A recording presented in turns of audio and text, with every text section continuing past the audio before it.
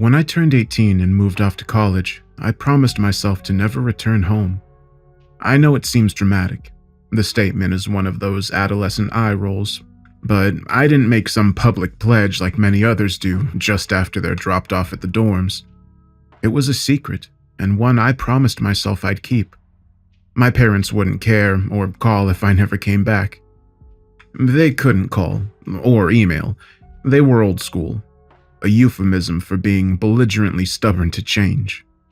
But with some of that stubborn blood in me, I figured I had a better chance of sticking to my promise. Of course, I did end up coming home. However, I hope you'll see that it was hard not to go back on my word. After all, it's not every day the county sheriff dogs your phone like a debt collector and begs you to drop everything to fly across the country. I didn't even pay for my plane ticket, the police department did. It hardly counts as coming home. You see, the occasion was that they found my family. Just after I left for college, my mom, dad, and sisters vanished into thin air. They had been missing for an estimated 6 years, though only 5 were confirmed, as it took the town the better part of a year to find out they were missing in the first place. Honestly, I'm a little surprised it didn't take longer. My parents were not friendly people. They weren't particularly mean either, but they didn't have friends and didn't make small talk. They barely even spoke to me. My sisters were older and still lived at home, but by the time I was in high school, they were hardly ever around. Ever since I left for college, there'd been no trace of them either. Their unnoticed disappearance was aided by the fact that my family lived on a secluded estate on the outskirts of town. It was an 11,000 square foot mansion surrounded by fields and connected to the country road by a quarter-mile driveway. It was an ugly, cruel-looking place built off gigantic blocks of brownstone. Despite being more labyrinth than home, when I was told their bodies had been found inside and were likely there all along, I couldn't speak. Hadn't investigators searched the house? Was there some kind of hidden room no one had known about? Even when they called telling me they'd found the bodies, I was reluctant to return.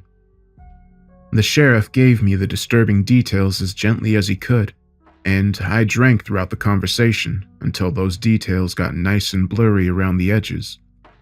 He said if I wasn't going to come back home, to please provide them with the basics. A DNA swab, a written statement, anything that could help. I mailed everything I could in a manila envelope, content to wash my hands of the past, but my curiosity got the best of me and I folded.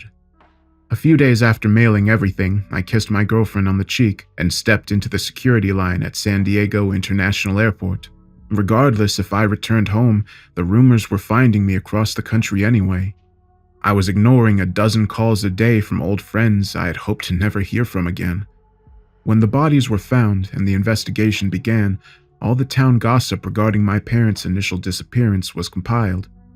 The townspeople agreed that my parents' car had disappeared the same week I moved out to go to college, but no one had seen them leave. Of course, it was unlikely that their single car departing in the night would be noticed by anyone. The only problem was that the house was empty. There were no furnishings, no china dishes, no wallpaper. Everyone agreed it would take a battalion of moving trucks to ferry away all the lamps and books and leather couches that house must have held. But there were no moving trucks. That would have been noticed. Could it have been emptied by thieves after they left, carrying one piece at a time? Perhaps, said the police. But the logistics of my parents' stuff didn't concern me. To be honest, when I found out they went missing this summer going into sophomore year, I felt relief. Now I really would never have to go home. The town didn't have an airport, and it would be more than an hour's drive from Cedar Rapids. Luckily, I was getting a ride, and I wasn't all that shocked when I was greeted at the terminal by every investigative agent in the county. Unsolved quadruple homicides are few and far between in the heartland. The sheriff stepped forward. Sam. He smiled somberly. Hey, Sheriff. From my turbulent youth, I knew Sheriff Kane personally. After 6 years away, I saw he had become an old man now, though still large and mustached.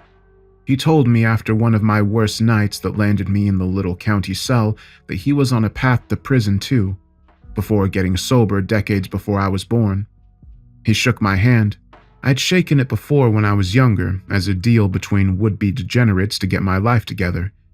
It was firm then. Now his soft, sorry handshake sent shivers down my spine. I moved down the line of faces and shook hands with the county workers I knew from the other hats they wore in town. Coroner, Pope, my pediatrician, Officer Mann, my geography teacher.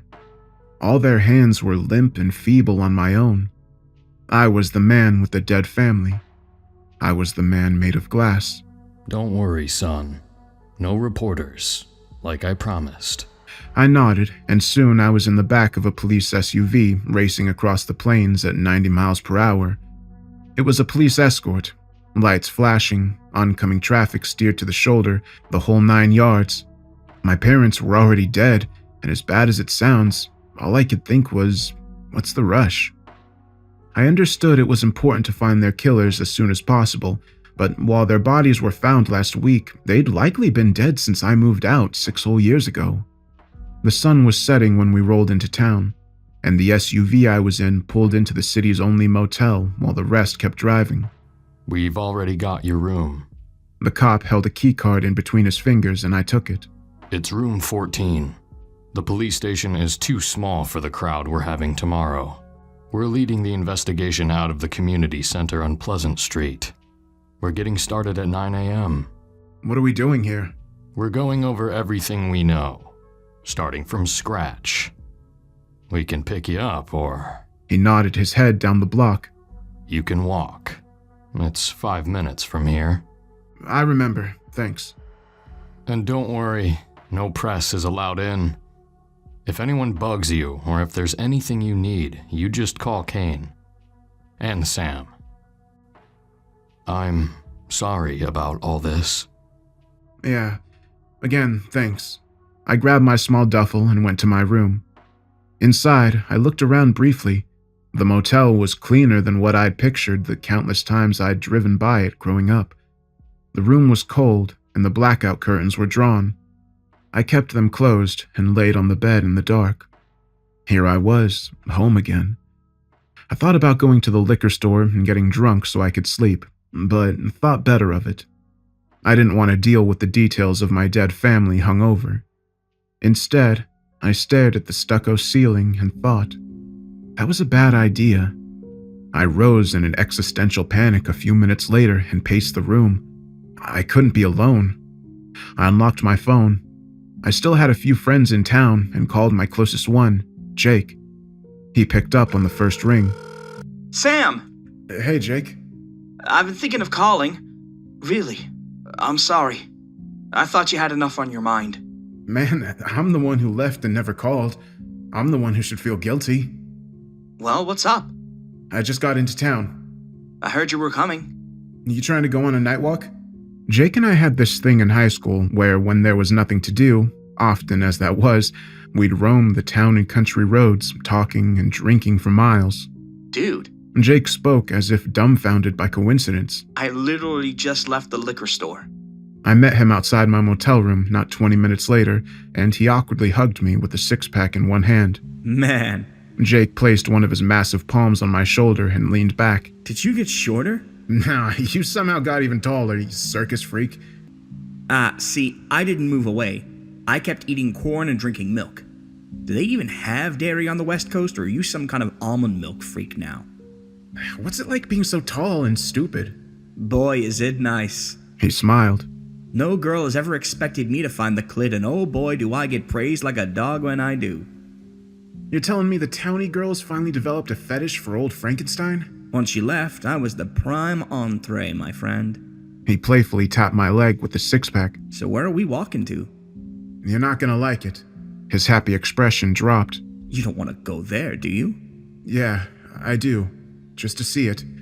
We can't go inside. It's a crime scene anyway. He cracked a beer and started drinking. Okay. He sighed and looked towards the direction of my old house. I can do that. By the time we were walking on the shoulder of the country highway, it was already dark. We spent most of the way there talking about mutual acquaintances in town. The topic of the murders had been avoided until then. After a silence between topics, Jake downed another beer and tossed the bottle into the weeds. I stopped and pointed. "You really still doing that? What? Tossing your beers in the ditch. We're not 18 anymore, man." You've got some weird priorities right now. I shook my head and kept walking. It was late summer, and the sounds of crickets in the grass gave the air a sleepy feel that made the silence we shared easy. We were almost to the house when Jake cleared his throat. So, you don't have to talk about any of this stuff with me if you don't want to, but I've been hearing the craziest rumors. Yeah? Yeah. Do you know what I'm talking about? I nodded at my feet. That's all just bull, right? The things these farm wives can come up with. Stranger than fiction. I didn't say anything. My old childhood home had come into view.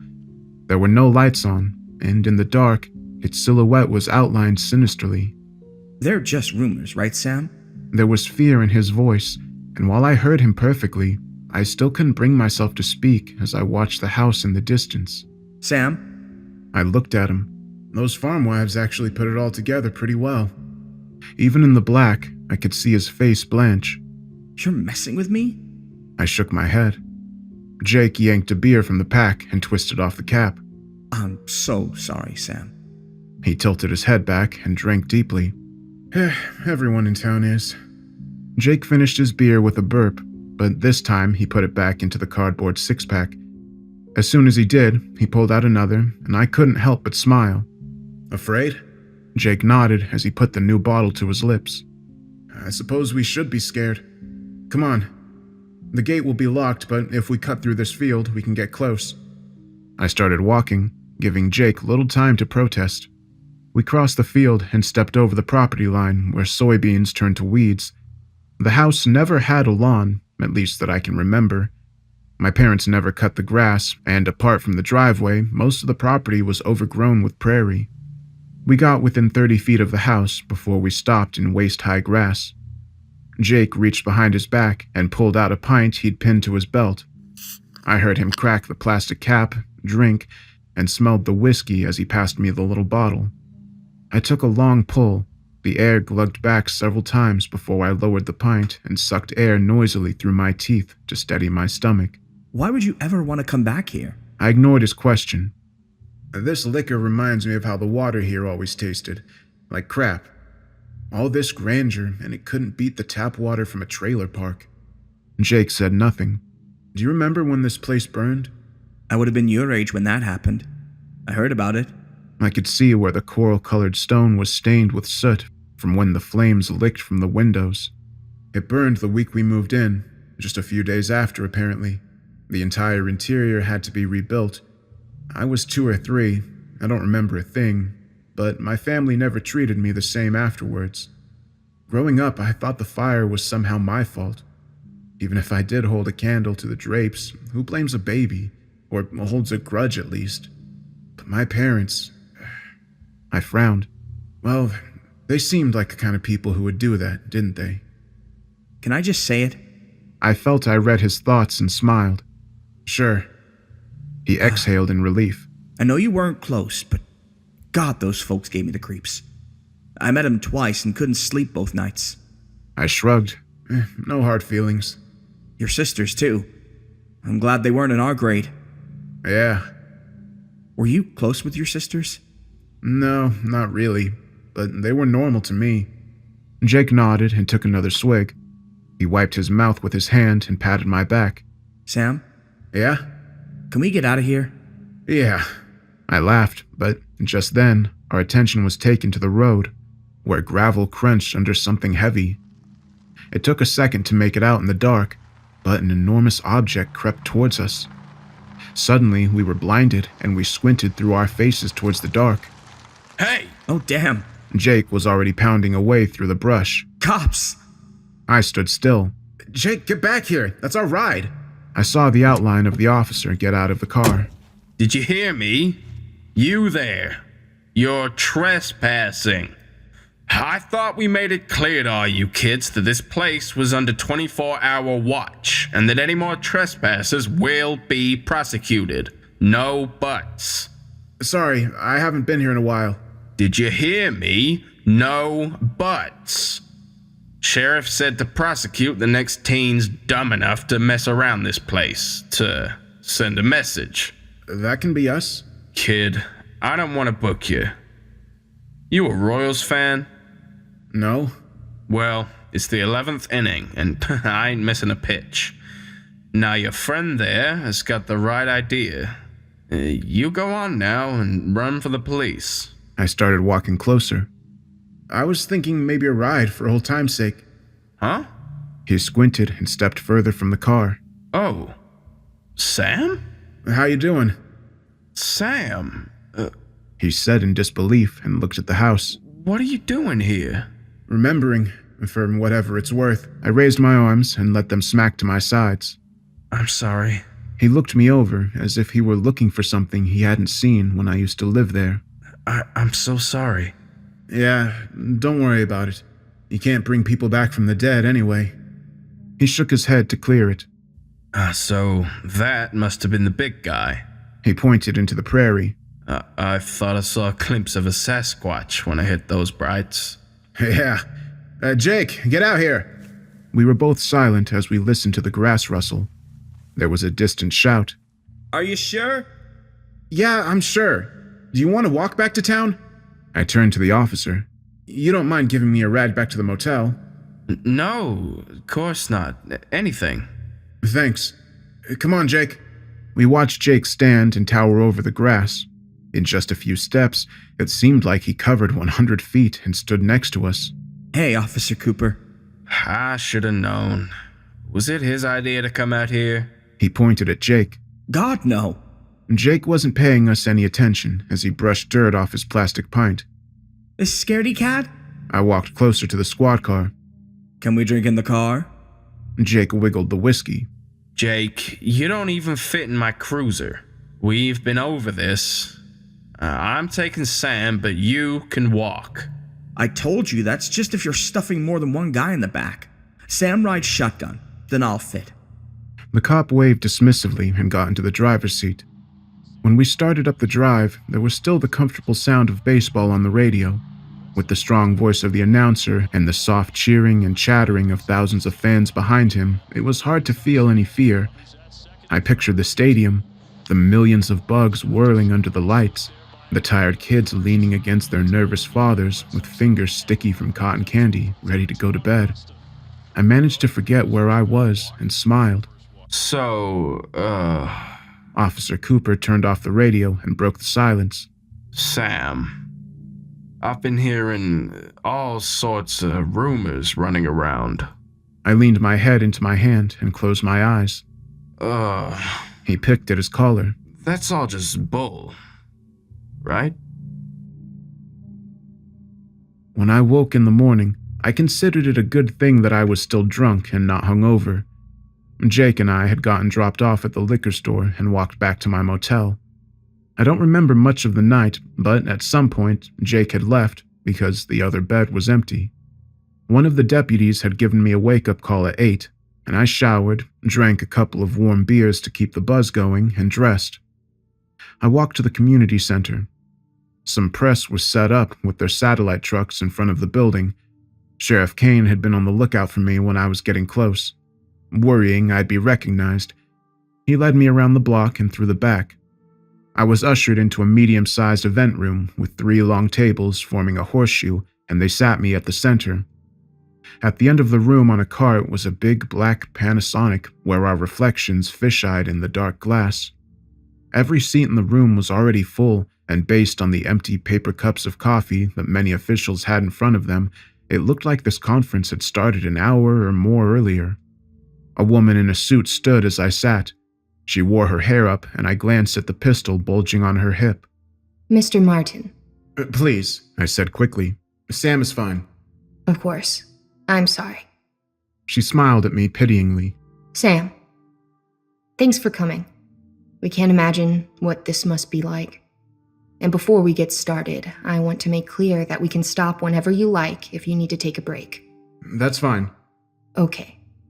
My name is Casey Allen, and I'm the lead investigator on this case with the state PD.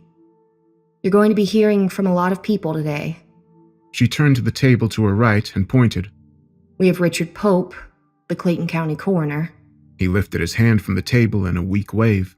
Greg Meyer, our fire marshal until 2012. And Sophia Mendez and Rick Wheeler are here from the University of Iowa, where they specialize in forensic pathology. I understand you must have a lot of questions. And, of course, we have a lot for you. I kept trying to make eye contact with those she introduced, but they only tightly smiled and awkwardly flipped through the papers in front of them. I think it's best we get this over with right away so we can get started in earnest. If you want to adjourn for a while, that will be totally fine.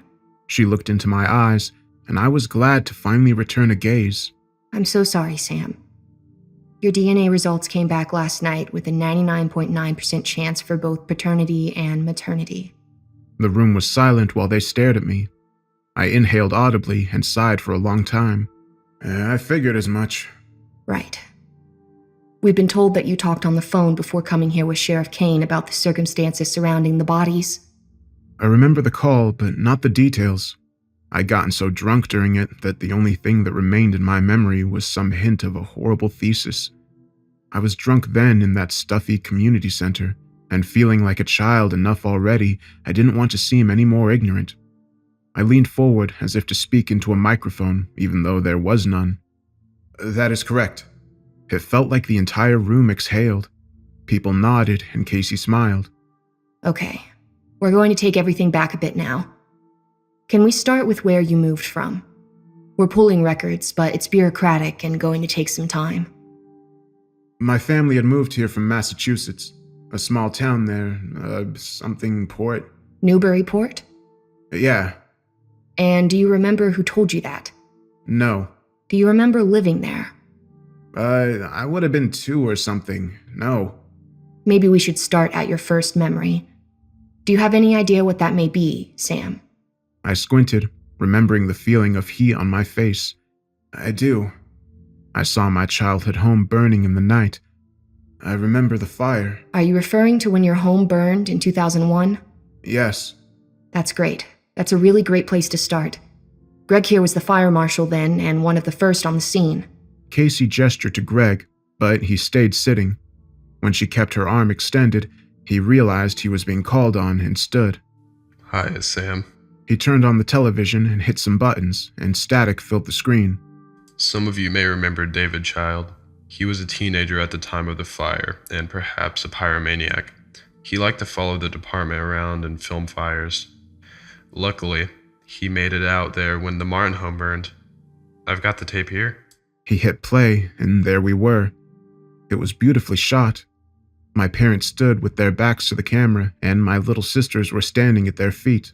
All of them stood stoically still as they watched the home burn in the night. They held a toddler in their arms. Me, I realized, and smiled. Now this video is just 7 minutes of this. See? There's no hydrants out there, and the fire was already so progressed that there wasn't much to do anyway but let it burn out. But, I frowned as the fire marshal stuttered and his voice began to get nasally with tears. I found you that night, Sam. Just after we pulled up. I found you wandering around the outskirts of the fire all by yourself. Of course, your folks had just moved in that week.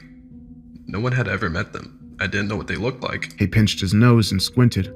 I was carrying you around thinking your folks were dead in the fire, when suddenly I saw those people staring at the flames.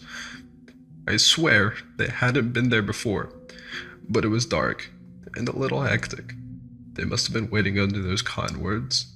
I brought you over them. He paused, trying to compose himself, and sobbed. I put you in their arms. I was angry at his guilt. I should be the one crying. I should be the one who gets to break down. Casey saw my scowl and patted the fire marshal's shoulder. She gestured to his chair, and he sat. I'm sorry, Sam. The marshal got a little ahead of what you know. Based on the unignited accelerant found on the bodies and the carbon dating, we believe that the night of the fire was likely the first contact you and anyone in this town made with the suspects. Suspects? I thought and frowned. Sam? Are you with us? I'm not sure. The room quietly wheeled. Everyone looked at one another and shifted in their folding chairs. Sam, I'm sorry. but I'm going to need to know you're following this 100%. I believe you said Sheriff Kane explained the situation when he called. I don't remember. Casey hesitated, but then spoke firmly. The bodies found in the home that the DNA identified as your biological parents have been there for more than 2 decades. I said nothing. The lead suspects in the case are the people that raised you. We believe they may be responsible for the murder of your birth mother and father. Where were they found? I heard myself suddenly say. Your biological parents?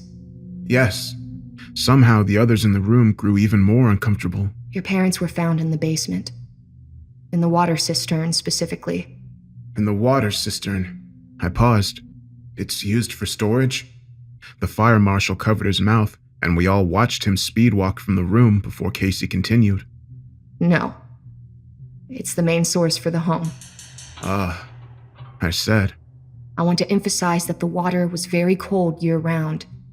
The bodies were surprisingly well preserved and never entered into advanced decomposition. I couldn't speak anymore. I stared in shocked horror at the TV screen.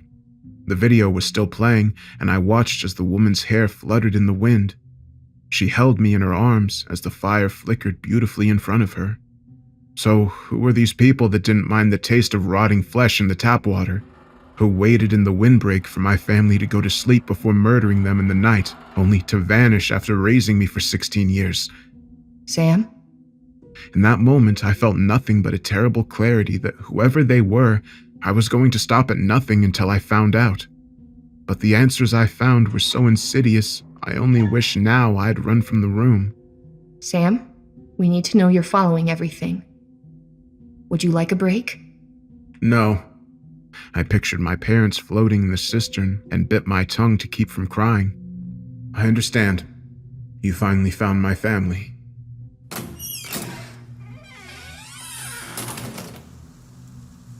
When I stepped out of the community center into the alley around noon, it was sweltering. We had never adjourned. I'd spent the last 3 hours giving every shred of information I could about the people that raised me. I don't know what to call them. Thing 1 and Thing 2, Mom and Dad, whoever they were. After scouring my memory, I was certain they'd never said anything about grandparents or other family elsewhere in the country. They never suggested moving, and we'd never even gone on vacation. I had no leads on where they might have vanished to. Detective Casey said they were still searching the house for any DNA and were asking around town for 6-year-old surveillance footage to hopefully get some pictures, but that was it. There was little to go off. It seemed incredible that these people could raise me for as long as they did and leave so little evidence of who they were. They had gone by my parents' names, William and Lisa, and used my parents' social security number and bank accounts. They had taken their lives and, in the process, scrubbed any evidence of who they actually were. The police had confirmed my biological parents were real. They had shown me photos of them and had their birth, tax, and driver's license records from Massachusetts, but I didn't want to know about them. I didn't want to know about the normal life and loving parents I was supposed to have. When I was excused from the room, the police told me they were going to let the media know about the age of the bodies and the DNA results. Standing in the alley, I heard the roar of reporters from the other side of the building as the news broke. I was asked to come back to the community center for more questioning at 2 p.m. In the meantime, I was heading back to my motel room for a liquid lunch. When I got to the mouth of the alley, a woman was standing alone on the sidewalk staring at me. She wasn't all that old, but her face was heavily wrinkled and her hair frayed wildly. Sam?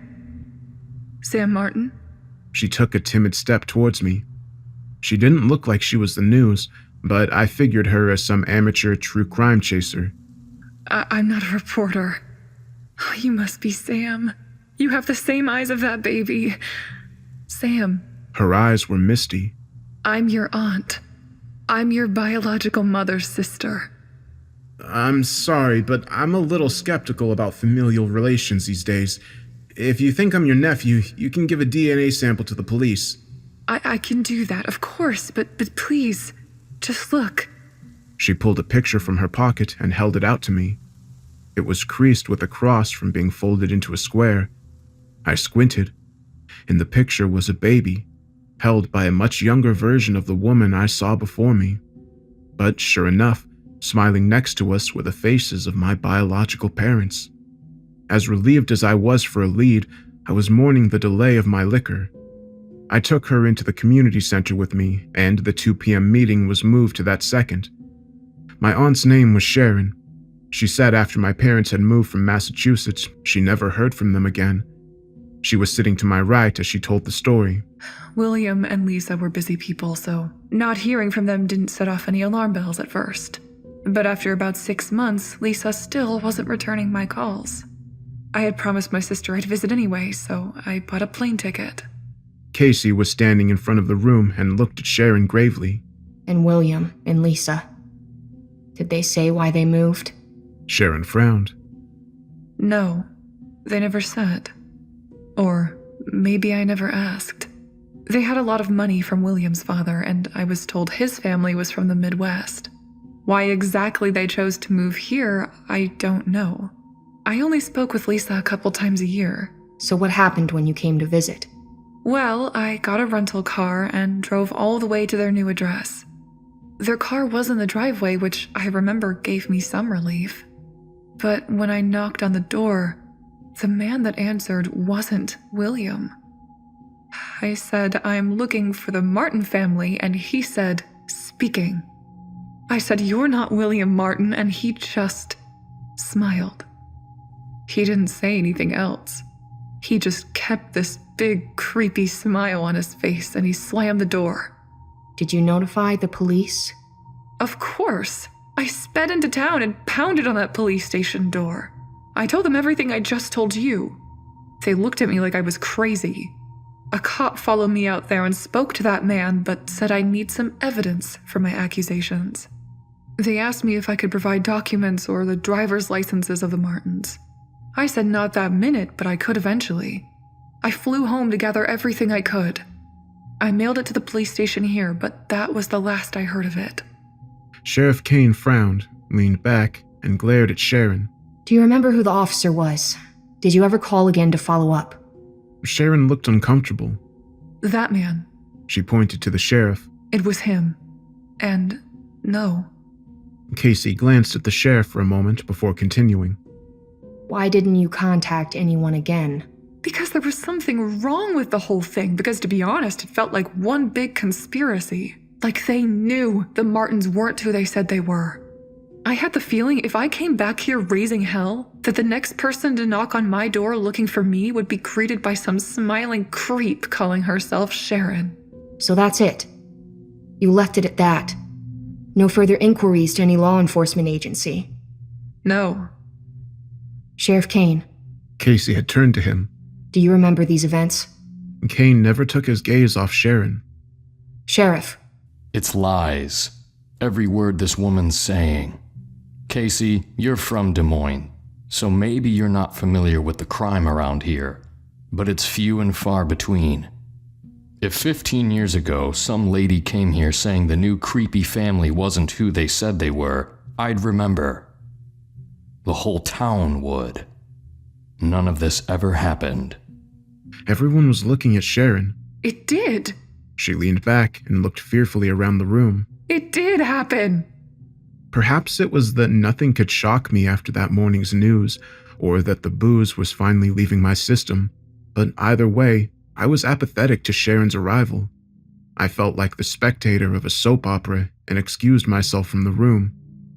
Before I left, they asked me if I'd stay in town while Sharon's DNA results were being processed. I agreed and told them to call if there were any worthy developments, and went back to the motel. The rest of the day, I don't remember much. I drank alone in the motel with the blinds drawn, and to be frank, my clearest thoughts were spent contemplating whether or not to end my life. The next day when I woke up, I spent the only 10 minutes of sobriety I had to return one of my girlfriend Liz's dozens of missed calls. I had to talk her into canceling the flight she'd booked when she hadn't heard from me but heard the news. I told her I was okay. I told her I'd be back in a day, maybe 2. None of it was true. I suppose I was on some kind of suicide watch since the deputy would knock on my door twice a day to ask if I needed anything. I hated being watched over. Their ever-present concern made me feel like a child. The second night there, I turned off my phone, slipped out of my room, and went to crash on Jake's couch. I must have drank the shock out of my system, because the next morning, I woke up without the urge to grab a beer from the fridge. The burning curiosity I had felt in the community center was back. I couldn't just drink the rest of my life away because I had a great excuse to do so. When Jake woke and came downstairs, I was sitting at his kitchen table.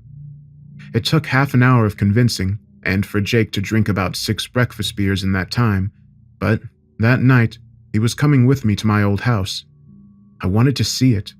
I wanted to see the cistern. Jake's eyes were glassy as he stared into space. Why can't the police take you? I'm sure they show you around the scene. Because what fun is that? Okay. Are you sure it has to be tonight? We could always put it off for a day and hang out. It's got to be tonight, I smiled. The Royals play the White Sox at 7. We waited for it to get dark before we took Jake's car to a country road just 2 miles from the house. We parked and sat out across the soybean fields. There were no stars, and in the country dark, we didn't even bother crouching when cars passed. It was quieter that night. No crickets, just the sound of soybeans rustling against our legs and Jake's handle of rum glugging in his backpack. Did you need to bring half a gallon of liquor? Hey man, did you want to go alone? We stopped as he tossed his backpack around and pulled out the bottle. I stood with my hands on my hips as he sipped.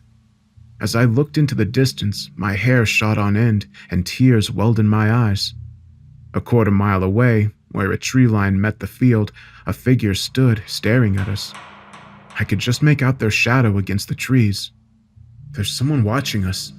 Jake choked on the rum and started coughing. Not funny. Not joking. He put an enormous hand on my shoulder and stood behind me as if I were a shield. Where? I pointed and he followed my finger. As I stuck my arm out, the figure turned and stepped calmly into the copse. What the? I turned and kept walking. Sam, we gotta get out of here. It's probably just a reporter. You don't believe that. You're right, I don't, but okay. I nodded my head the way we had come. You're free to walk back to the car alone. He held the giant bottle of rum in both hands and drank. Screw this. And screw you. It was easy to get into the house. Officer Cooper's car was parked far up the driveway towards the road, and we slipped through the glassless window on the first floor. Inside was pitch black, but to avoid being spotted, we couldn't use flashlights until we were in the basement. I reached out to find the wall and pictured the way to the basement door. Okay, I know the way downstairs. Stay right behind me. I got to the basement door quickly and turned on my flashlight at the entrance. The damp stairs creaked, and we could hear each other's hearts as we crept down into the dark. Thankfully, the basement was one giant unfinished hole in the ground, meaning there wasn't a labyrinth of room like the floors above. There was little space for anything to hide and pop out at us. In the center of the crumbling concrete floor laid the entrance to the cistern. It was open, and the giant metal lid lay upside down next to it. When I saw the lid, I blanched. I suddenly remembered I had tried to lift it as a child, just to see if I could. Of course, it was too heavy. I felt like crying as I pictured myself as a little boy, heaving with all my might on the handle, too little to lift it, too little to reveal the truth. I heard liquor sucked from the bottle behind me and shook my head as I walked to the mouth of the open hole. It'd been drained, and a long aluminum ladder descended into its depth. The light of the flashlight seemed to barely touch the bottom, but I could see that the cistern was a cylinder lined with brick. I'm going in there, I said, turning to Jake. What? He fumbled, putting the bottle back in his bag. You got a scuba suit? It's drained. I can't let you. As your friend, Sam. He started stumbling. Has some sense. You'll drown. It's empty, Jake. There's no water. I'll save you. I turned back to the hole. I heard him stumble towards me, and then came a thundering thump from the floor. I flinched and threw myself around. I shined the light on Jake. A cloud of dust was still scrambling up from where he'd fallen. Lying flat and face down on the floor, the length of his body was comically long. You okay, buddy? Jake? Before I stepped toward him, I heard a soft snore. Okay, That's probably for the best. I put my flashlight in my teeth and started down the ladder. It was an unstable descent, and I kept my eyes on my hands. At the bottom, my sneakers sucked in the mud. I shined the light around and froze. There were words scribbled into the brick wall, symbols, thousands of them. I slowly brought the light up the wall and my eyelids reeled in fear. Scrawled across the bricks, with its star point stretching several feet, was a pentagram. This was not discussed in the meeting. I walked to the wall, a slurp of mud echoing up the cylinder. The water had worn the stone, but by reading slowly and tracing my finger in the carvings, I could make sense of it. Our son Sam. A star fell the night you were born, as beautiful as our baby boy. You can't imagine our delight when we were told that star was your soul. We believe we were told the truth. We believe we were giving you the world, Sam. We only wish to serve by your side. Your eternal servants, Mom and Dad. We love you. I stepped back from the wall with my mouth agape. Mom and Dad? Did my real parents write this? I looked around frantically. Every word carved into the cistern was the same message repeated over and over again. The word stretched up its entire length. It must have taken weeks. I stumbled backwards to the ladder and climbed it in a panic. Jake, wake up! He lifted his face off the floor and squinted. I turned my phone on for the first time in a day. I had messages from the sheriff, from Liz, but then I frowned. The coroner had texted me, urging me to call. Jake, we have to go upstairs. Oh, God. Are we still in the spooky house? Not for long. I went over and helped him up. He reached for his backpack, but I yanked out the bottle and hurled it to the wall where it shattered. He paused for a second and mocked. Hey, man, we're not 18 anymore. Come on. I stumbled back up the stairs with Jake's immense weight halfway on my shoulders. Back on the first floor, I shrugged him to the ground and I called the coroner. It was late and I'd hoped he'd kept his ringer on. He answered on what would have been one of the last rings. Sam! Hey, I know everyone's been calling me. I'm fine. I just needed a break from it all. Yeah, we figured as much. But, have you heard my report? No, I saw your text. Right. I heard him sigh as he rose from bed. Sam, I know this may sound even stranger, and trust me, I doubled and triple-checked everything. I came to this conclusion a few days ago, and I really took my time to make sure. What? Sam, your biological parents' wounds are self-inflicted. There were no defense markings. The cuts down their arms were sure and steady. But those bodies are so old. Cold water is a coroner's best friend. I'm sure about this, and there was a note of sorts at the scene. You mean the satanic stuff? They told you? Yeah, something like that. He didn't respond, and I brought the phone down from my ear. I've got to go. I hung up and stared into the dark. I listened to my ears ring, but suddenly, I flung my face to the ceiling. There were footsteps coming from the floor above, slow and searching, creaking down the length of the hall. Sam, Shh! I craned my neck to look down the hall and out the front window. I saw the taillights of the police cruiser as it turned onto the road and drove away. The footsteps continued and my eyes widened as I realized where they were headed. They were headed towards the stairs. The footsteps were descending now. I could hear the stair treads crack and pop as they were met with the weight. Jack stood mumbling, out of here. he said, and threw himself out the first floor window where his limp body whacked into the weeds. I stayed inside. I walked as calm as I could into the foyer that grand staircase accordioned into. She was waiting for me at the foot of the stairs. It was Sharon. You've read your parents' note. She smiled and wiped away what must have been tears of joy. Isn't it beautiful? I shivered and said nothing. You want to know if it's true, don't you? I don't care. You're just another one of those creeps. But you do, Sam. How could any person with a hint of curiosity in their bones not want to know? We were both silent for a moment before she spoke. I know where they are. The creatures that raised me? They're just people, Sam. Your people. All of us are. You are the one with the chance to become something more. Well, unlucky for you. I never want to see those people again. They very much want to see you. She stepped forward and extended a small leather notebook. This will tell you how to get there. She wiggled it, and finally I snatched it out of her hand. Good, Sam. Go get some rest. It's half a day's drive. She started walking to the front door, and I shouted after her. Hey, wait! She stopped. So all that stuff you said in the meeting about coming back here and filing police reports, it was all a lie? You have to excuse the townspeople. You see, they're all very excited for your return. And with that, she left. I stood there for a minute and leafed through the leather notebook. The directions stopped at the entrance of an old logging road in the forests of western South Dakota. The Black Hills, the land of Mount Rushmore and motorcycles, and now, at least in my mind, satanic cults. Fun. I stuffed the book into my pocket and went back to the window Jake had dove from. He wasn't lying in the weeds below. Jake? I called out to the fields and stayed silent for a response. When none came, I dropped down.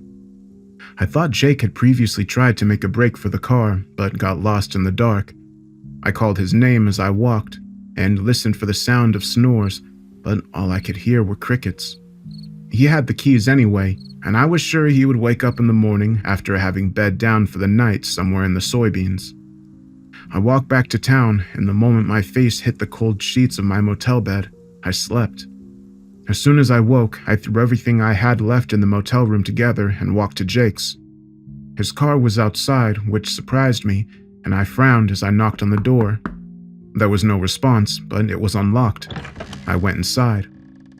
The house was little more than 1,000 square feet, and it didn't take long to figure out that he wasn't there. I packed up my things and called a cab from Cedar Rapids to pick me up and bring me back there. I was going to rent a car.